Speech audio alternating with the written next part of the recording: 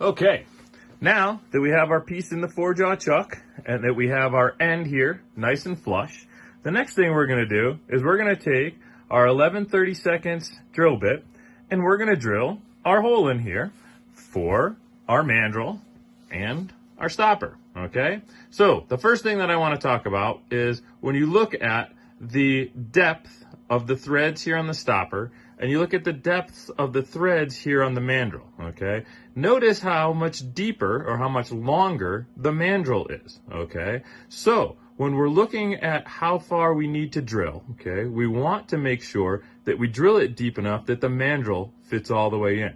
Okay, and not even that it fits all the way in, we want to leave a little extra room at the end so that when we do go to use our tap next, the tap doesn't bottom out in the hole we're about to drill. Okay, now some of my students, some of my friends make fun of me, but I'm a big fan of blue tape.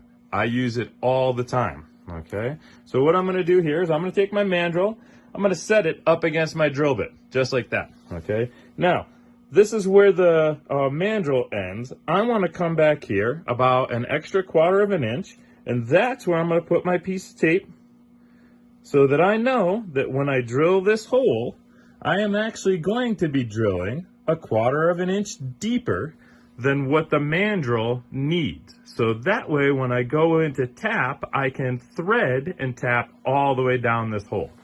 Okay? Now, when we're drilling, okay, what I like to do is I like to put my thumb right here on the drill bit, okay? Sometimes when we're drilling, just as we get started, we get a little bit of drift or wobble out of that drill bit, okay? By putting my thumb right here on the front, that's just gonna help me to get a straighter drill hole, okay? Now remember, let the wood come to the drill bit. Don't jam that drill bit in really hard. If you do that, what's gonna happen is that drill bit is gonna drift or wobble on you a little bit.